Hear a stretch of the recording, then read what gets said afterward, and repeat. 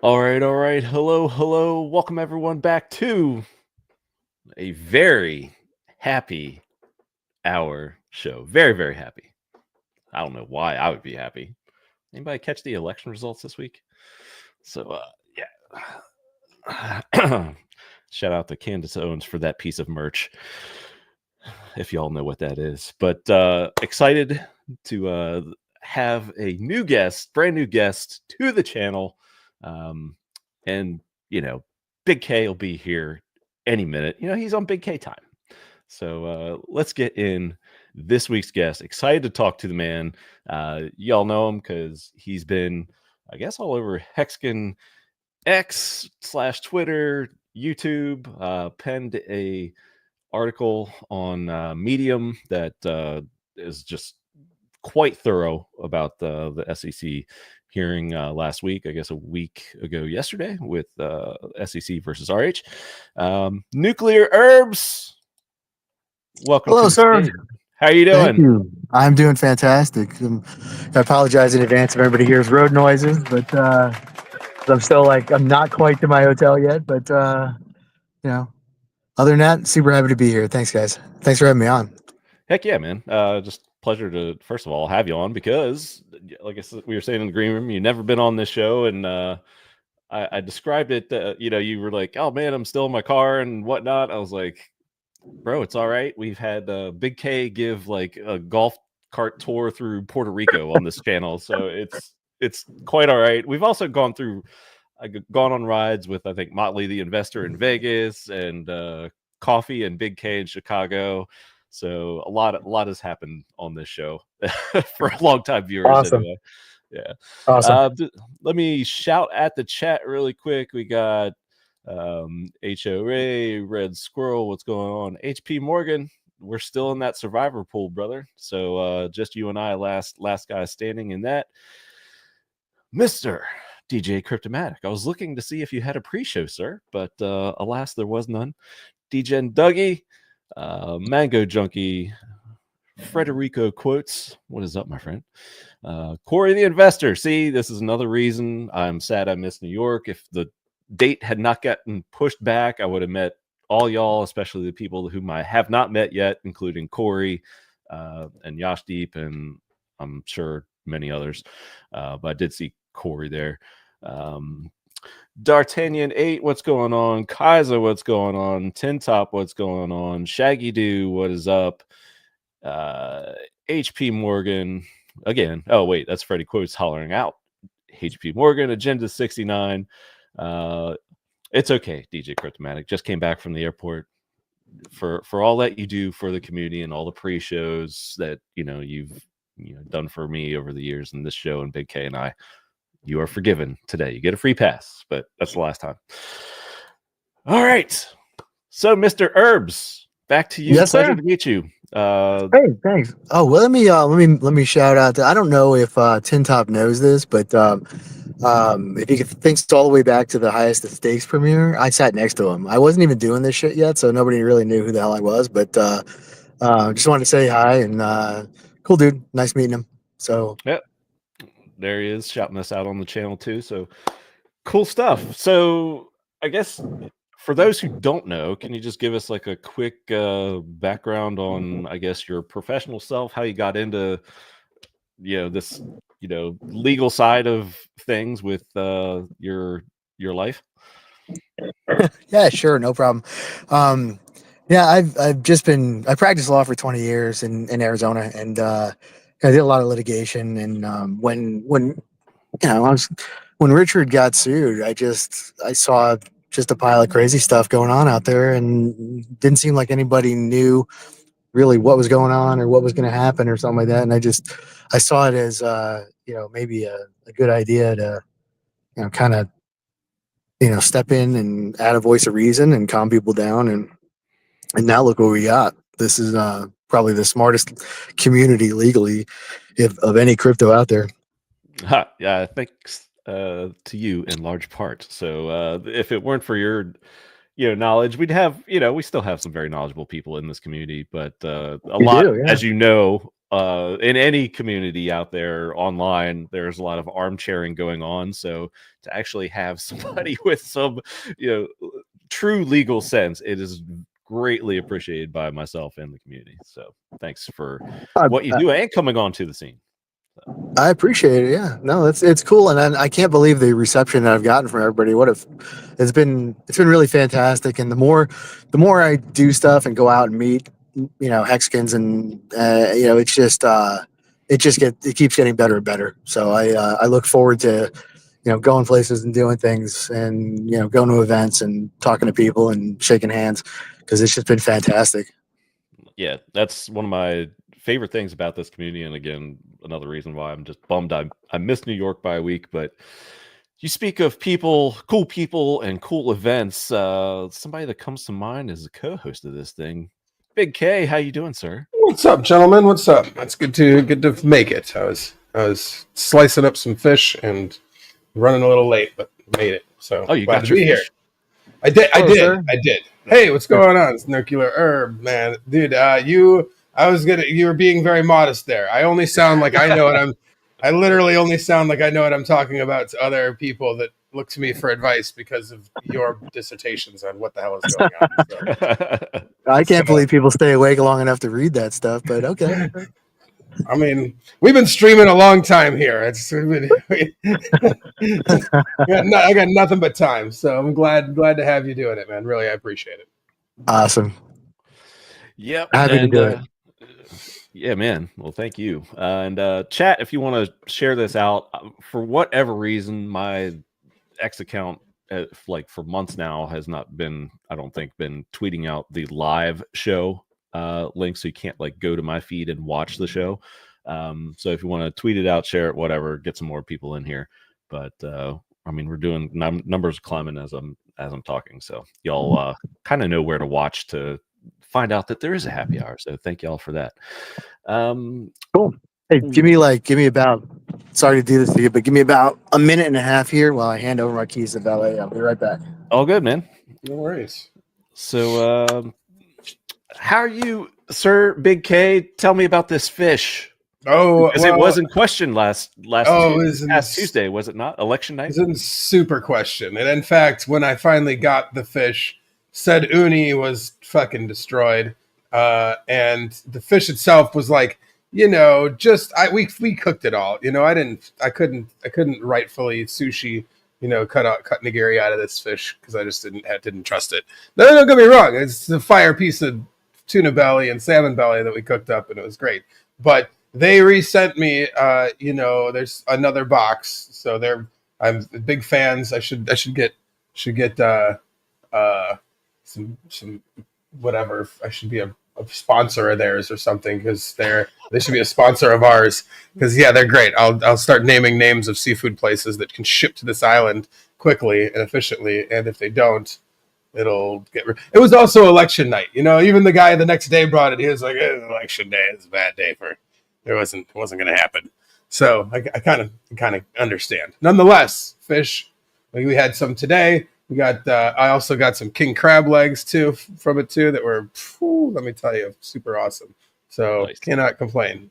Steamed up some of those bitches and cut up some tuna and salmon today, and everyone was happy. So except for my daughter who hates seafood, but haha, I don't care.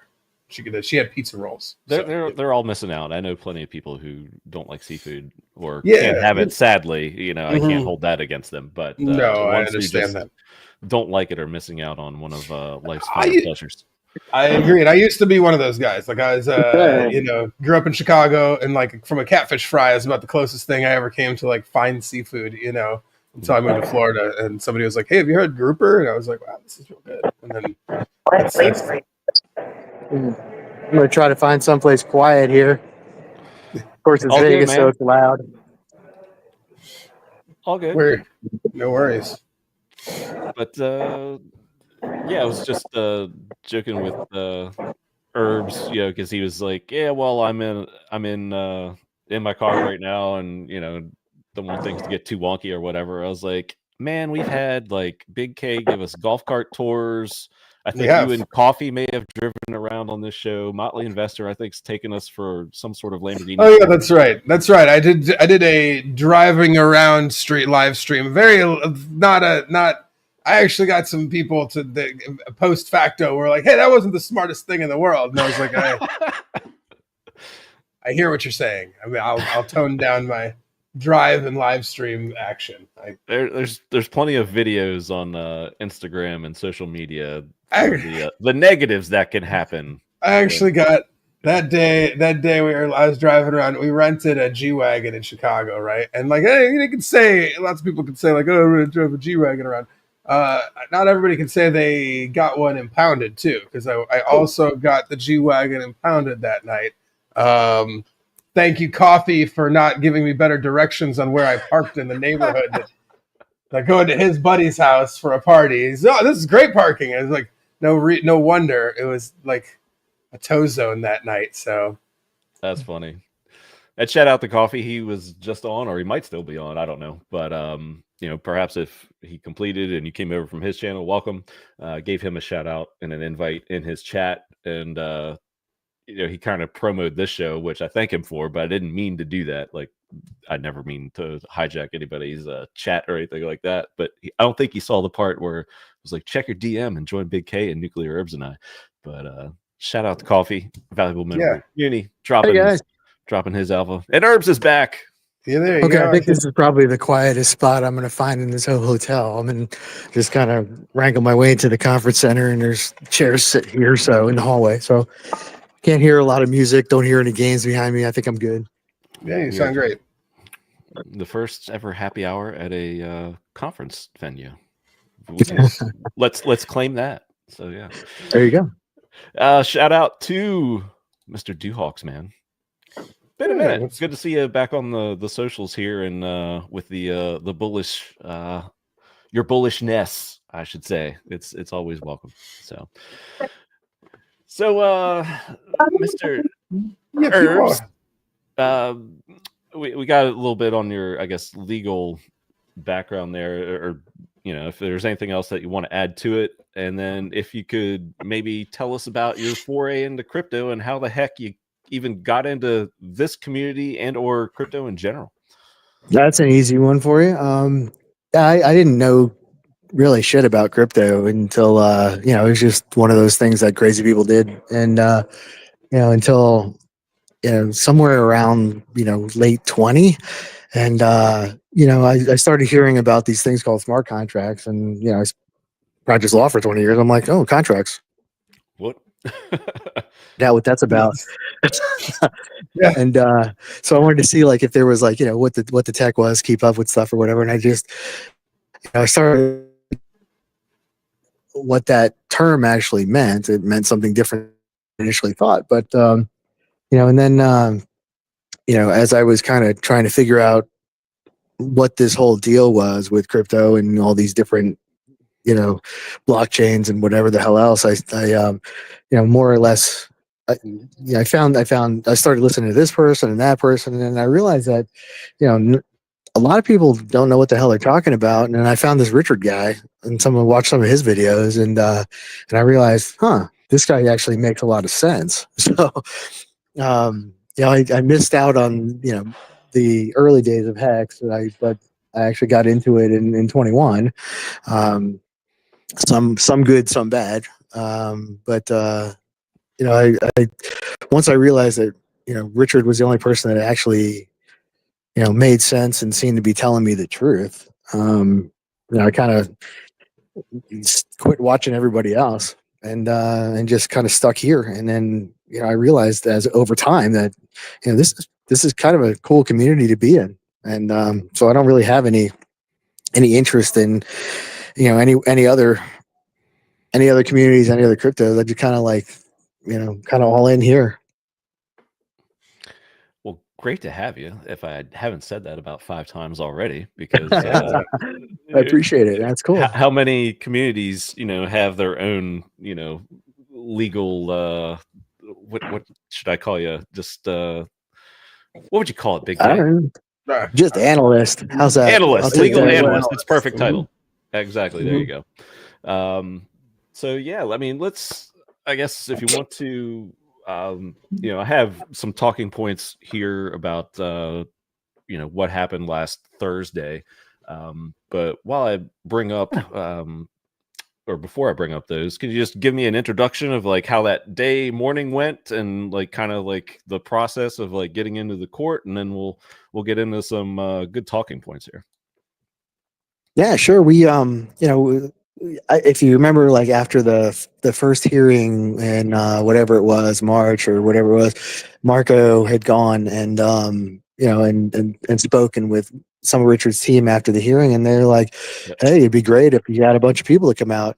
So we spent the next 6 months or whatever trying to get people to come out, and we you never really have any idea who's going to show up to something and who isn't, but.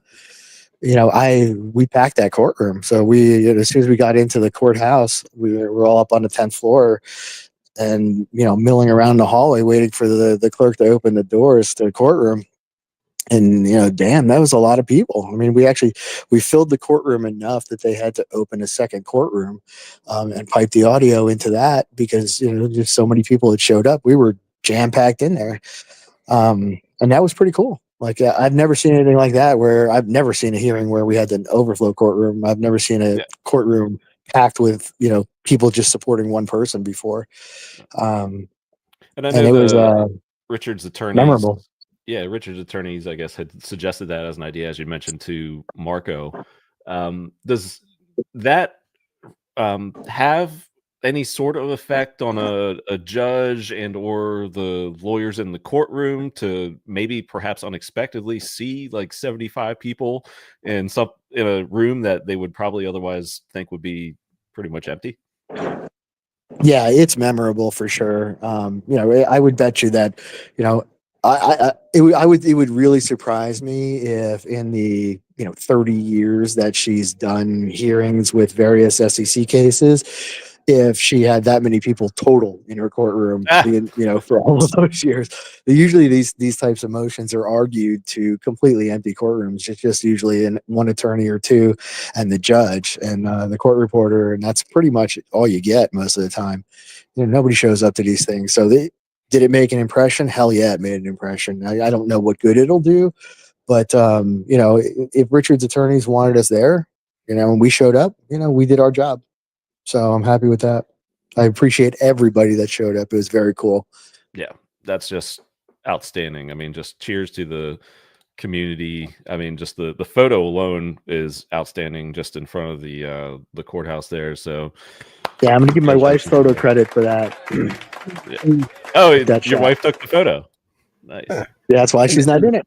So And it's somebody that does events. We're like, I remember hearing people saying there's going to be maybe a couple hundred, two to 300 people that were like had RSVP'd and said they were going, and then there was a change of date. Relatively quick, soon before and so to be able to not only get as many people that came out, which I mean, and man, you get 1,000 people that say they're going to be coming to something and you get 150 that actually show up. That's pretty awesome. So like the fact that the community, I mean, I have full belief that if it was on that date, like I know I would have been there too. You would have been there, Cabana. Like we would have probably packed had 100+ people there. But even the fact that we got 70 to 80 people there, with all the changes and everything else, is still super impressive and cool to see that the community has a bunch of people who, say they're going to do something and actually do it. It's pretty. Yeah, it really was cool, especially. I know people told me privately that they would have gone to the first one, they couldn't go to the second one, whatever. But I mean, it's even more remarkable when you consider the fact that we had I think we had 10 countries confirmed. So people are coming from international. I mean, like Hex Rockstar was there. He came in. He flew in from Europe. A couple other people. I know Nico Bella came in from Canada. There are people that really traveled a long way to be there, which is, that's a amazing statement in and of itself. Yeah, it even further weakens the SEC's case that this is only marketed at U.S. citizens. Like there's a lot of people internationally that are taking a lot of note of what's going on here and paying attention. So much so to fly across the ocean to come here and check it out. So that's pretty awesome. Just for, like you said, for a motion to dismiss, like, okay, the situation like this is not. It's pretty impressive to see that many people. Period, for something that's very procedural overall. It really is. Yeah, I don't think people really, if you're not familiar with the system, this doesn't happen. So it's cool. Mm-hmm. I see some good questions in the chat already. So if they don't get answered, because we're going to run through the hearing with Nuclear Herbs, if they don't get answered, I have them all logged here. So please feel free to ask your questions. I already see one from Freddie. Chris A's got one. And we'll go through those at the end if we don't cover them. But, I'll bring them all up anyway, regardless, just to make sure that we didn't miss anything. So fire away in the chat your questions, and we'll get to them. I'd also like to, before we get totally started, to Believe in Yourself here just made the comment on your Twitter post the other day. I was going to save that for last, but we could do that right now. We can save it. We can save it. I just wanted to say that whatever I got to do to whoever I can send a letter to on your behalf, man. Let me tell you what. I'm going to tell you. I'm going to tell you what. This does not need to be complicated. There's a vacation. I want to fill it. Give me the fucking job. That's about as complicated as that needs to get. So can I do it? Sure. Will I do it? Yep. So why not give me a shot at it? Right? Nobody else is doing it. And this probably needs to be done. Yeah. For those who aren't following on the socials, this is for the ambassador to Finland, right? Yep. That's exactly what it is. So I'm going to reach out to the that you came across and you were like, hey, I can do this, or was it? Yeah, no, I was just looking at the for whatever reason I was looking at open ambassadorship positions, just for the sake of like kind of making a joke at something, and then all of a sudden I realized that holy shit, like Finland's vacant. I'm like, well, why the hell is Finland vacant? And why the hell shouldn't I just step up and do it? Like, why? So it initially started out as I was going to make a joke about something, and I realized this is I can actually do this. So give it to me. Well, consider the happy hour show as your first video audition for the role, and I kid, by the way. But since you've announced the entrance, your interest. Yeah. So if you look at my pinned tweet, I don't know how many people know this, but RFK Jr. put up basically a website for people to make suggestions to the government for the transition team and whatever else. So I put that in my pinned tweet, and you can go there and just upvote me as hey, nominate me for ambassador to Finland, and we'll see what happens. See who notices. I'd like to shout out Brett App as well too. He put out a cool tweet in support. I thought that was pretty freaking awesome of him. Yeah, that was out of nowhere, and holy shit, that was cool. Yes, sir. Yeah, shout out Brett. So there's the pinned tweet on the herbs. So go to his page, and you can find that. Thank you, sir. Appreciate that. Oh, man. So let's get into the stuff, because we got a little bit to cover here.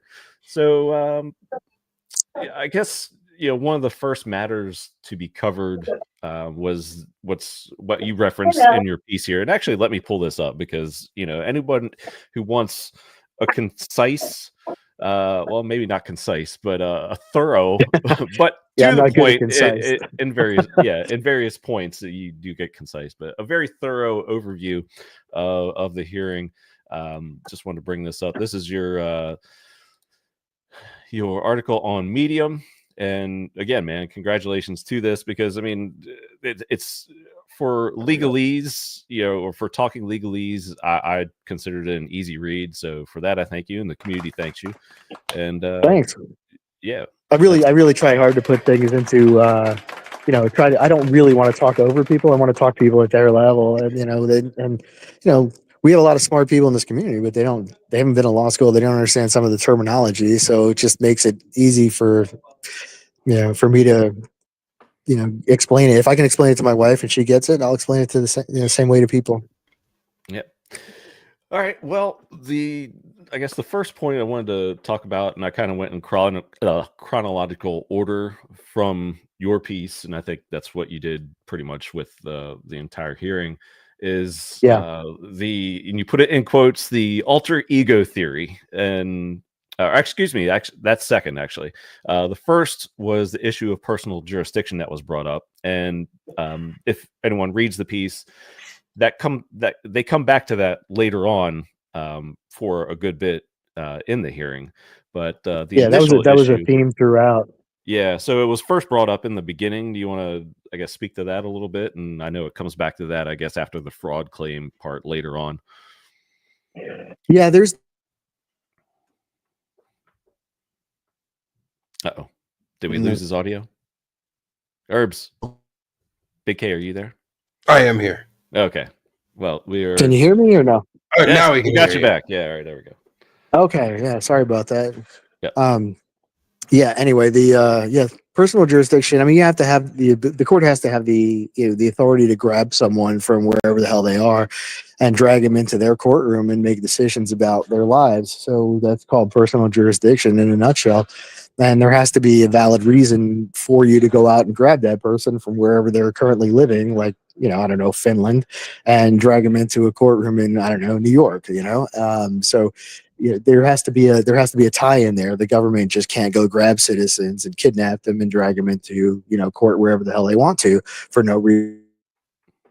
And that's kind of the basis of this, and that's more or less what Richard's attorneys are arguing. I'm like, hey, this guy's just hanging out in Finland doing his thing, and now the SEC's all over his ass, and you're trying to make him answer for these SEC claims in New York, and there's no reason why you do that. That's kind of the simplified version of a personal jurisdiction claim, and I think there are very set things in law where you have to do you have to make minimum contacts with a forum. You have to physically do something to establish that you're trying to make contacts with a specific forum in order for somebody to come out and get you. It's pretty well established law now that just putting something up on a video or on a website or something like that with a global reach ain't gonna get you there. And that was kind of Richard's team's argument. And shout out to Richard's team, because my God, those guys are good. But their argument was, look, what did he do specifically, to directly with investors in the United States? And was a theme over and over again, and the court got that more than a few times. And I'm not sure she got the answers that she needed to from the SEC. So, I'm kind of hopeful on that, because I can legitimately see a basis for her to dismiss based on that. I mean, I can see a basis both ways. It's just that I think that the more rock solid basis, if you ask me, is to dismiss based on lack of personal jurisdiction. But I mean, I could write the opinion both ways. I can see a reason to continue. I can see a reason not to.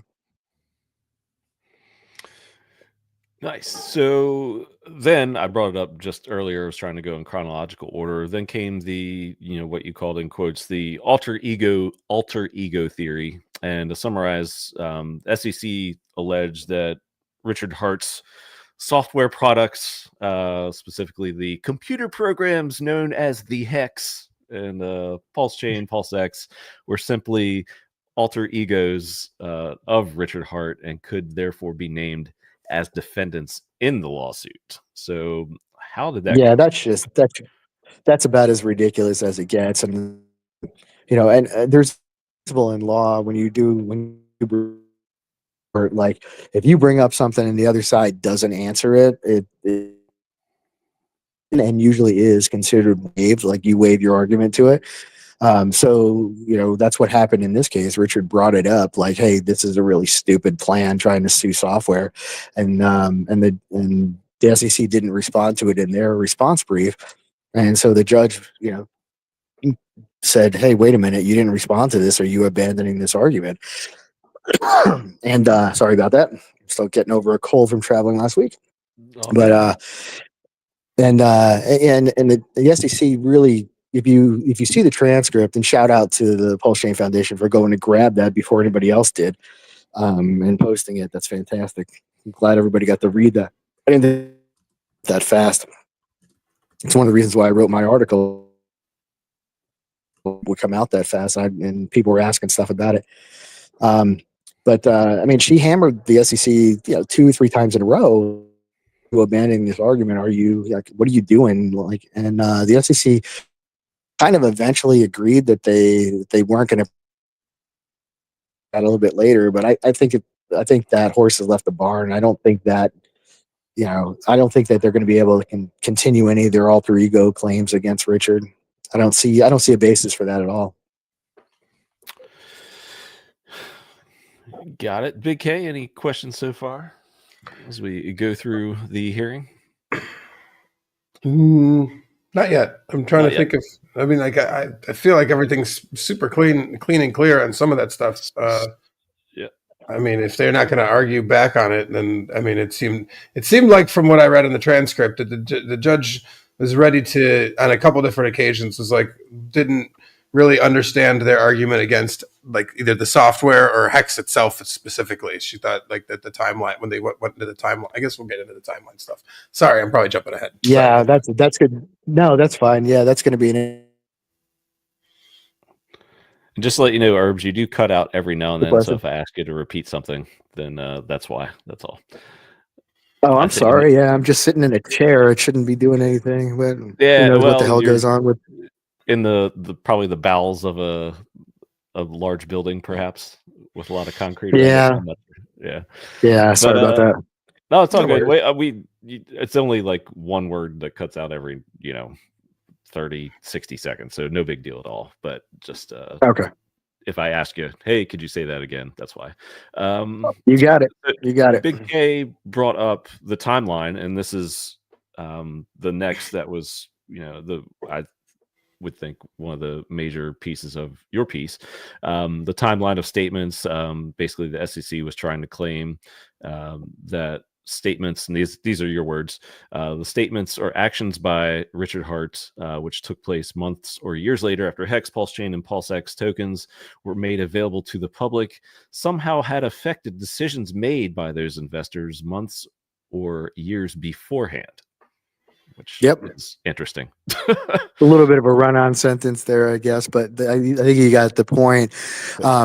And I thought it was significant to me that the only exhibit that was used by either party during that hearing was Richard's team's timeline.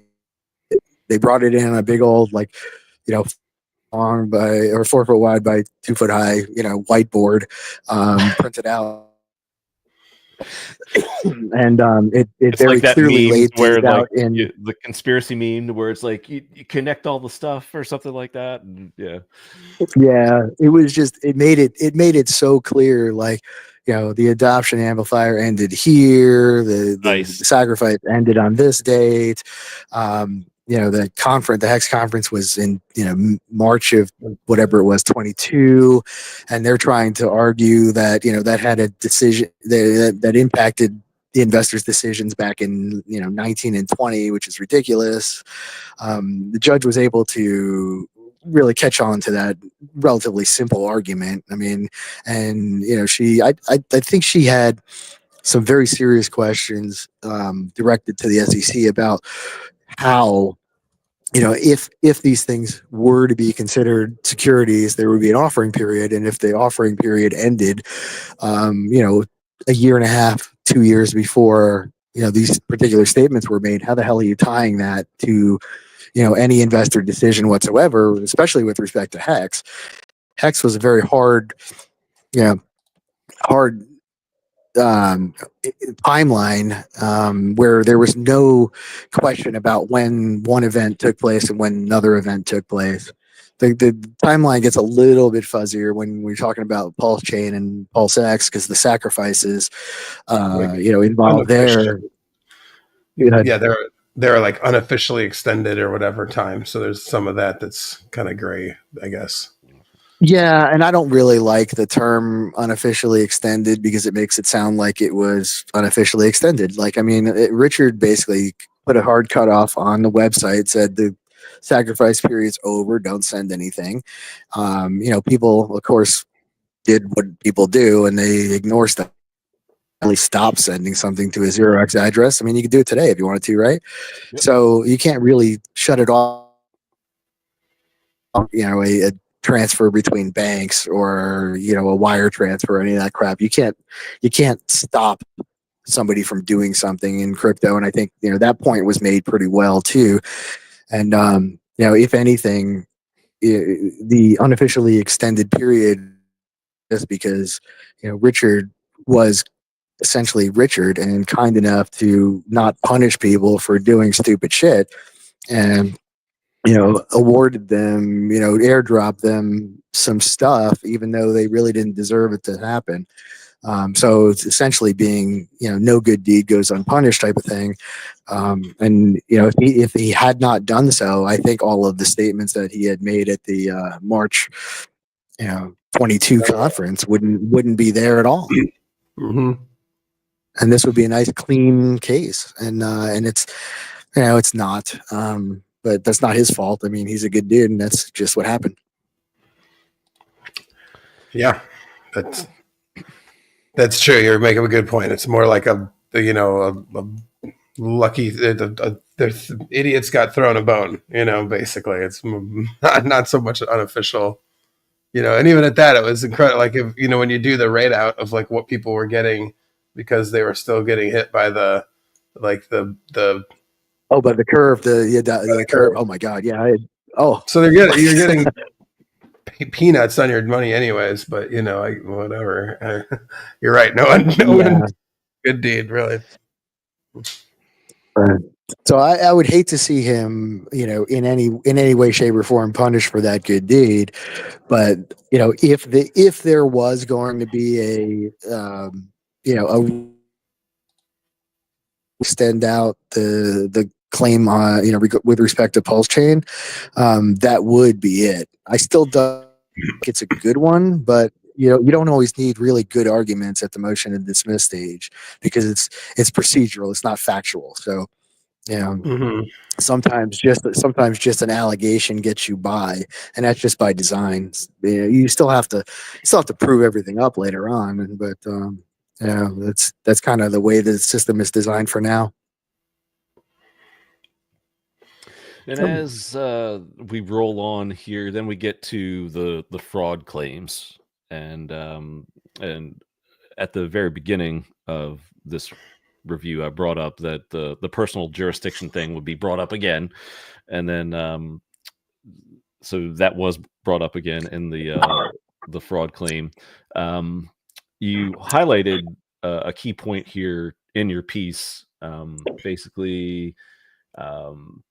Saying that it was noted that there was a legal distinction between whether someone is specifically targeting U.S. investors versus simply making something available to everyone globally on the internet, which would obviously include U.S. investors without specifically targeting them.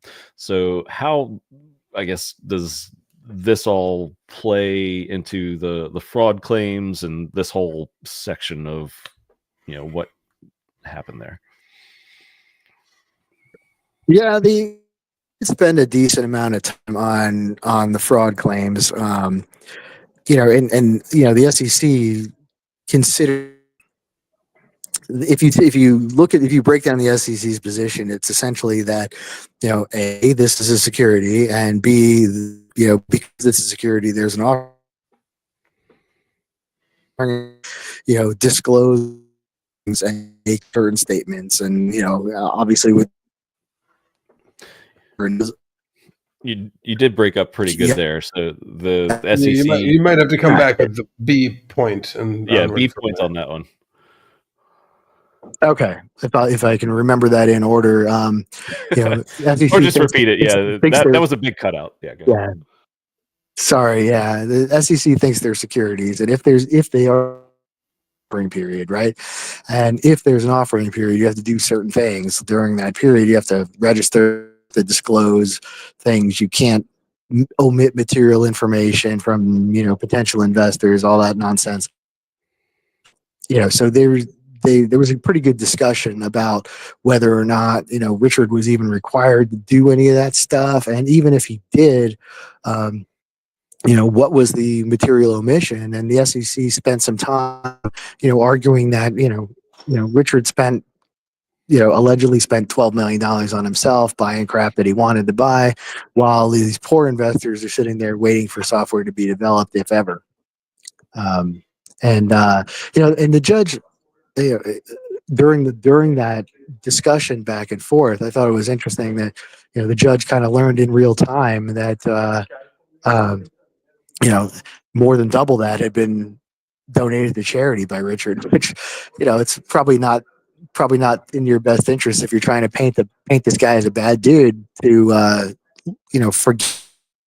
tell the judge something that's that important. And then and when a judge was listening to that, I thought this is a really relevant question. She's like, essentially, why can't he spend that money? He told everybody flat out, like, it's gone, it's not yours, and so why couldn't he spend that money in any way he wanted to? He delivered the product. Yeah. Sometimes if you go ahead. Sorry. I was just going to say, like, if you donate money to I don't know, a political candidate, right, and they get elected, and there's money left over in the treasury, they don't have to give it back. They can spend it, however they can legally, or however they want to legally. They don't have to report on it to you. They don't have to do anything else. Same with if I raise money in a stock offering, I don't have to do everything right away. And if you want to give the CEO a bonus or whatever the hell, you can do that. You don't have to do everything just because the SEC thinks it's you should do it.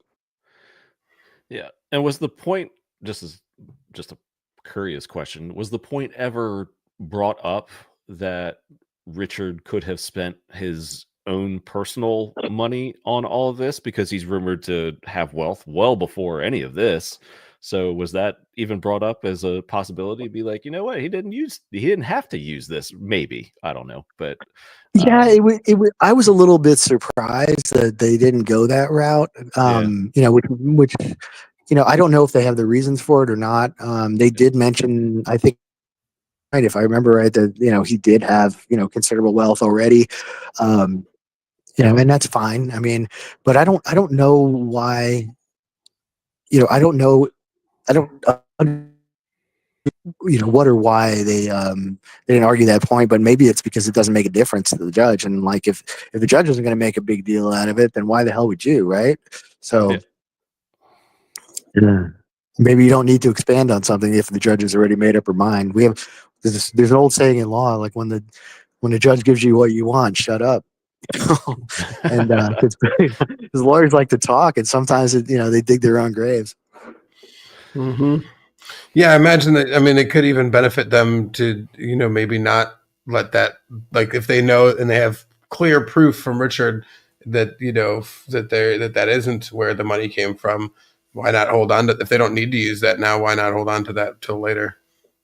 Yeah, I was kind of thinking, I've been kind of thinking along those lines the whole time, like from very early on when I read this, and I'm like, what if he already has that in proof record form? But this is not, motion to dismiss hearing is not the time to enter evidence. It's the time to tear apart your opponent's complaint. That makes sense. Mm-hmm. Yeah, I think you just answered that question then. So cool.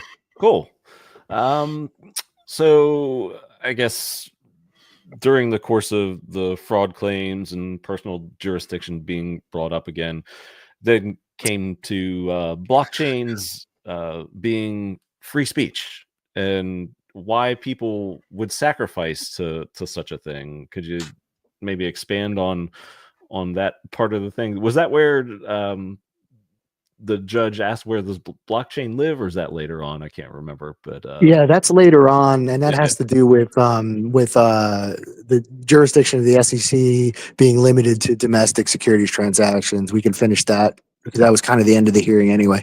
Mm-hmm. But with respect to blockchains being free speech, I mean, I think she was initially skeptical. To be fair, as I was when I first read that claim, and I'm like, I don't know, man. I mean, Do I know that to be a fact? Yeah. Is it going to go anywhere legally? I don't know. But I think they did a pretty good job of of outlining why. I don't think it matters why somebody would donate money and without expectations, right? People do it all the time. There's a whole bunch of people that donated money to a political campaign like 2 weeks ago. Not necessarily because they want a certain candidate to get elected, but sometimes it's just because they didn't want the other candidate to get elected, right? So they're not expecting anything back, and that's a political statement, isn't it? I mean, so I don't think it's out of the realm of possibility to think that people would say, hey, yeah, this is something I believe in. I'm going to donate money to it, and, if I get something back, great. If I don't, I still made a political statement and I'm happy with it. I think that's pretty powerful. And I think, again, whose burden is it to show that, something happens in a complaint? It's the SEC's. So Richard just has to basically provide at this stage, he just basically has to poke holes. He doesn't have to prove anything or prove why anybody did what they did. But he, Mr. Liftick, who was, Quinn Emanuel and the lead litigator at the hearing, he basically said, "Hey, Judge, people do this kind of stuff all the time." Like, he used the analogy of flag burning, and he said, if you make a political statement by burning it, you just burn property. So, I mean, you destroyed your own property in order to get, in order to make a political statement. It's not an uncommon thing to happen, like that you destroy your own property in order to make a political statement. And it's just at scale, right? I mean, a flag's a lot cheaper than the money donated to support free speech in support of Pulse Chain. It's just scale. Yeah. Mm-hmm. And something that we've heard of for years, or most of us, in the early days of Hex and Richard Hart, the Howie test. Richard has always talked about the Howie test. And this also came up after, I believe, the blockchains or free speech and why people sacrifice. So the Howie test was brought up, and his attorneys noted that he made no promises to do anything. Unlike the defendant in Howie, just for as much as Hexicans have heard about the Howie test from Richard over the years, how do you think like this little discussion went with about Howie? Because Richard's brought it up a ton of times. Sure. Yeah, it was actually used against him by the SEC, his discussions of Howie, because their argument was, this is a U.S. Supreme Court case. It applies to U.S. securities. And he's like, so who the hell else would he be talking to if not U.S. investors? Because Howie only applies within the U.S. So, I'll give him credit. That's not a horrible argument. If I had to make one, that would probably be on the list. But it doesn't. I think Richard has recognized for a very long time that, maybe there are going to be U.S. investors. Doesn't mean just because there are some doesn't mean you're targeting them. And that is two wildly different things. The specific test for jurisdiction has to do with targeting U.S. investors.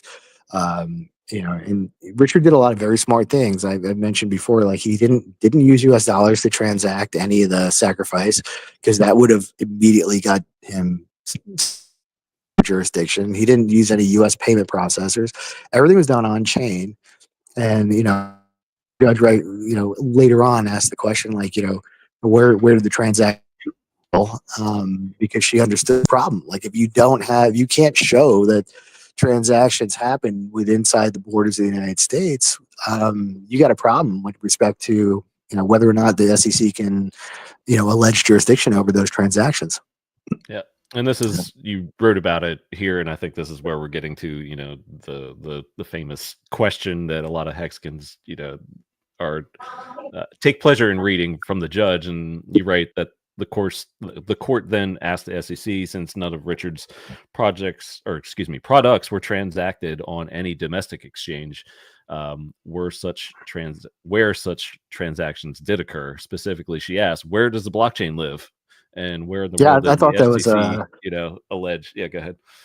I thought that was a fantastic question. Like, and it shows that she was, she's very aware of um, some blockchain tech there. Like, she understands that, like, this.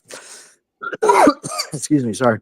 Mm. It's she understands that this is a global thing and not a U.S. thing, and U.S. investor or U.S. regulators are trying to reach out the SEC was kind of pinned in. They did not allege that took place and settled in the United States, and I thought Can you back that up may be fatal for to their claim. Yeah, can you back up that last couple sentences because you cut out from that one pretty good? Sure. Yeah. In short, the SEC has the job. It's their job in a complaint to allege that a specific transaction or series of transactions occurred within the borders of the United States, or on U.S. servers or something along those lines. Yep. And they didn't do that. And the judge picked up on that, and the SEC came back and said, well, this guy in Brooklyn originated the transaction from the U.S., and that's just not enough. I mean, I can buy foreign securities on a Japanese exchange, and it doesn't give the SEC jurisdiction over whatever stock I bought on a Japanese exchange. It doesn't work that way. So. Yeah, and that's a good point. I mean, you can buy from the U.S., assets on other countries' exchanges. Canada, Yep. Toronto Stock Exchange. Yeah, Absolutely. Yeah. Doesn't give the SEC jurisdiction over it just because I decided to buy it from my house in Arizona. All right, and that kind of brought us to the close of the hearing, and we can wrap up here in a minute with your thoughts going forward. But before we do that, I just wanted to get whatever questions that we had were in the chat. We have a couple. I think you went over everything pretty thoroughly, and like I said, you can always just go read your article on Medium. Let me see. We'll bring that one up last there, Freddie, because that's a little different. Yeah. The judge could be watching endless hours of Richard Hart's videos. Is she allowed to do that? I hope she is. That's I mean, you can't really stop her, and right. maybe with and how would respect somebody to the know? ones I that, guess. But yeah, with respect to the ones that were the transcripts that were provided to her by Richard's team in their as attachments to their motion. I mean, if she didn't feel like reading them, she could put it on and go to the gym and ride a cycle to them and listen to the YouTube hearing, I guess. So yeah, but she shouldn't be. I guess it's really not proper to go outside of the submitted in a motion to dismiss hearing. That's kind of you kind of got to stick to what you've been given by both sides and what you asked in court to clarify. And I think that was pretty much the only remaining question that we had about the case. This is just more of a general one from Freddie Quotes. So this has to do with the election, and we'll just touch on this before we start to wrap up here. And he asked, does Donald Trump potentially firing Gary Gensler have an effect on this case? Do we want to fight the case just to set a standard? Do we want it dropped and not have to deal with the courts?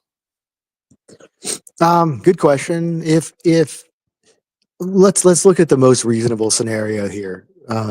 Gary knows he's on his way out. Either he quits on his own, or he gets canned unceremoniously on January 20th. So those are the two possibilities for Gary. There's really no third option at this point. So what that means is somebody new is going to step in his chair. Unfortunately, Hester doesn't want to do it. So there's been some talk about some other people stepping in.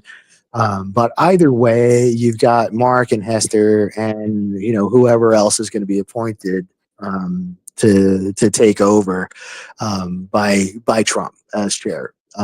So at that point, would it be possible and would it be reasonable in light of the new administration to take a look at all of the open cases and say, wait a minute, this one appears to be clear overreach. We don't really have a solid basis to go after it this way. Um, you know, and I think stuff like, hey, listen, Coinbase was trying to do the right thing according to Coinbase for years. They were trying to get regulation and clarity and whatever else, and the SEC is like, yeah, no, sure, go ahead and operate. And then 2 years later they sue them, saying, hey, you're transacting in a way that violates the securities laws. And then they're like, dude, you approved us. What are you talking about? Like, I think maybe with a new eye towards certain cases that were any investors really harmed? Is there a true violation? Is this something that we want to spend our resources on? What is our likelihood of success on this? I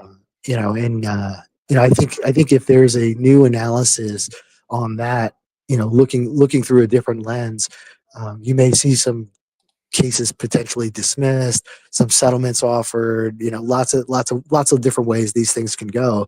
But do I see all of these crypto cases proceeding in the same way with new leadership at the SEC?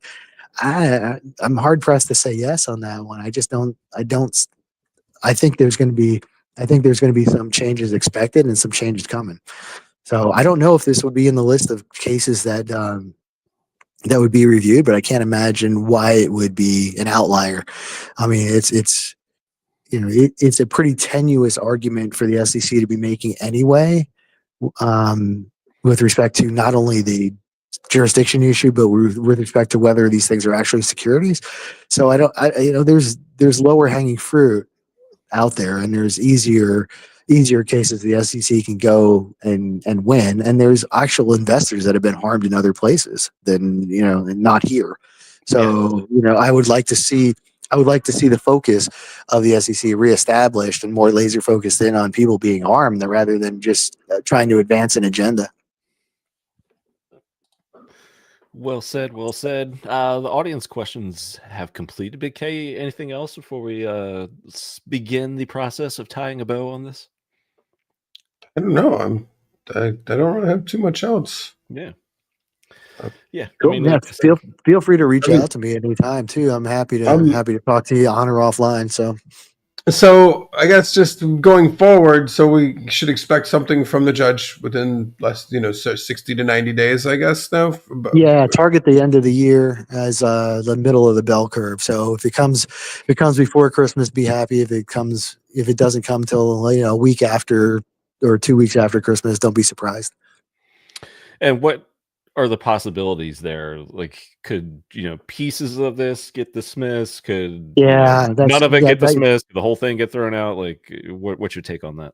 Yeah, my gut feeling is that this doesn't feel to me like an all or nothing, and I don't really have a good basis for explaining that. I just have a gut reaction to that. But yes, there could be a full dismissal. There could be a complete denial of everything that Richard wanted. There could be individual claims tossed. The worst case scenario for us, I think, would be, she gives the SEC an opportunity to go rewrite the thing, and we come back and they still fuck it up, and Richard has to go through the motion to dismiss process one more time, and then we're like, oh, come on already. Like, right. But I think if she was going to head in that direction, I think there were some questions that she asked that, if you ask the SEC directly and say, listen, man, do you have a domestic securities transaction that you can point to? And the SEC, if the SEC had said something like, oh yeah, totally, we have that, just we didn't allege it because we didn't think it was necessary to get into that level of specificity, in the complaint.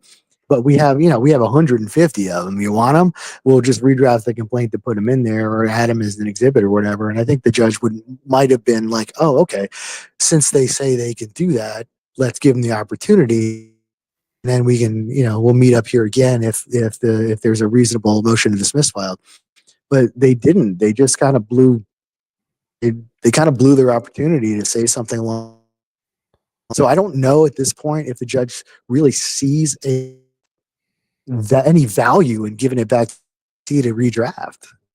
They didn't really give her anything that said, give us an opportunity, we'll come back with something different. And that's really what you have to do if you want the judge to give you an opportunity to come back with something different. Got to give them a reason. Well, there you go. That's what we have to go on. And I believe you said, as you just mentioned earlier, 60 days approximately from October 31st, so pretty much the end of the year is when we could possibly see something there. So middle of the bell curve. Yeah. I'll pop in an extra bottle of champagne on me. Yeah, maybe we'll get a early Christmas present. You never know. So that'd be cool. We'll see on that. Yeah, we've gone for pretty much exactly an hour here, and I think we've covered everything that is in the article. I mean, like I said, if anyone wants to read it, it is in the description of this live stream. So just click on the link; it'll take you to Nuclear Herbs article. I'll just bring it up here one more time. It'll take you right there, and then you can go on through. I mean, it is thorough and concise where it needs to be, where there are key points they're highlighted. So just I appreciate you sharing that. That's cool of you. Thank you. Thank you on behalf of all of us content creators, streamers, community members, commentors, social media accounts, I know Big K. I mean, just thank you for your analyzation of all this and your willingness to do it and putting it in terms that we can all understand, which I think is the important part. That's the key. Yeah, that's. I guess if I have one skill, that's it right there. So I'm happy to do it. Does the wifey appreciate that? I bet. No. Of course she does. Yeah. Well, this is the part of the show where we go around and just shill ourselves, where you can find us and all that. This has been, I'll just say this for the channel, Freedom of Speech Week. So the aim was to have a diverse lineup. Some of the shows got postponed.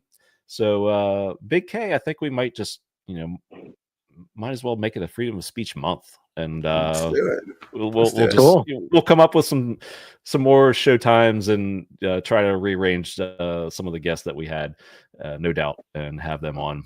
Some of the ideas weren't even tweeted out there. I'm just working on getting more people on this show with either myself or Big K and I. Big K, where can we find you, sir? You can find me at Big Kirkowski on Twitter and or X and Telegram. You can find me here when we do the show, hopefully again next further times this month. Just check the socials. Yeah. Find me at there's going to be a blockchain thing down here in Puerto Rico, crypto week thing coming up next month that we might do a little something for. So if something more things develop for that, I'll let y'all know. But other than that, that's where you can find me for now. Patiently awaiting something from the judge. Yes, patiently. Yep, absolutely. Yeah. And Nuclear Herbs, where can we find you before we head out of here? Yeah, the only place I really hang out is on X at Nuclear Herbs, and that's pretty much it. Like I've got nuclearherbs.com that I kind of post my Pulse Chain Law School stuff so that you can. You can see it all in one place rather than trying to search through a shitload of tweets. Hopefully, you'll be able to see me in Finland at some point in the future. That'd be very cool. I'd appreciate that. And if you could, again, head on over to my pin tweet and give me an upvote there, and we'll see what happens. Yeah, Alan asked in the chat if moving to Finland, so Yeah, I'm sorry. He asked what? I missed that. No, if you're moving to Finland. So. Well, I hope so. We'll see. It's a little chilly there for me, but I'd rather be where Big K is. But you are a man of the people. I'm not gonna spend my life there, but I would help. I would help in any way I can for a couple of years. Yeah, it'd be it'd be a nice destination, I think. You're a hockey fan, are you not? I think we're all hockey fans. Absolutely, here. Of course. Yeah. So Big K and I are big hockey fans as well. We're actually in a fantasy league together, and if you want to join that next year, by the way, feel free to join us. So Don't know how too far you're Oh, into cool, the game, nice. but yeah, it's always a good time. And I Yeah, think you said it's a little depressing. It's a little depressing that I can't play anymore. Now that I got the heart yeah, problem, yeah. but I love to play the game, and I will give shout out my favorite Finnish player, Matthias Michelli, scored last night, so good for him. Nice. Remember my first ever Finnish player as a kid? I'll give you one guess as to who it was. Oh, I don't know. I got no idea. I don't even know how First old you are. name starts with T. Teemu Teemu Salani. Solani? Yeah. There we go. Yeah, there we go. Yeah. So I think he had like the rookie goal record that one year, and he threw his glove up and shot it down or whatever. That was quite memorable. Anyway, yeah, Freddie's shouting out the Caps. He's also a Caps fan. Yeah, go Caps, go Lightning. Oh my God, I cannot wait for Ovi to break that record. It's going to be awesome. Yeah, I don't know. I don't think he's doing it this year. I think he does it early next season. But I doubt he'll get it this year. But God damn, I can't wait for him to break that. Yeah, I've seen him score many a goal live, and just to see him, finally break Gretzky's record would be just absolutely amazing. So yeah, I've never seen anybody in my life happier to win a cup than Obi though. Too Yes. right? You see all those videos of him walking through the MGM after like carrying the cup. Man, that guy! How do you not love that guy when he's just so happy to play a game? Yeah, he kind of turned the post cup winning celebrations up to 11. Like he was the first guy to do that. I mean, like, Absolutely. seriously, that was like publicized, and I mean, you had social media and all the videos and what that. And the Panthers last year, they did some crazy stuff too. So that was fun to witness as well, like jumping in the ocean with the cup and all that, and all the debauchery that went on there. But yeah, Chris A, hockey sticks charts incoming. You know what? Let's see. I'll take it. We're off the bottom, 4x or at least 5x now. So that's good. No complaints, and we'll see where we go. All right, gents. Cool. Well, thank you, Herbs, once again for your time. Yeah, thanks very much for having me on. I'm sorry about the audio problems, and I'm sorry I was a little bit tied up there in the very beginning, but we heard what we needed to hear, man. So and much appreciated. Big K, as always, thanks for joining me. And we will figure out some times. Just stay tuned to the socials to where you can see myself or Big K and I for happy hour shows or whatever streams we come up with, because it's now Freedom of Speech Month. So we're going to come up with some more shows here before Thanksgiving, and maybe one or two after. We'll see how the schedule goes and how the guests line up. So good stuff. Thank you, chat. Thank you for your questions and participation, and always a fun time with you. And just stay tuned to the socials. We'll see you real soon. And cheers, everybody. Yeah. Cheers. Thanks, guys. Nice to virtually meet you finally. Yes, good to hang, brother. See you. Can't wait to do it in person.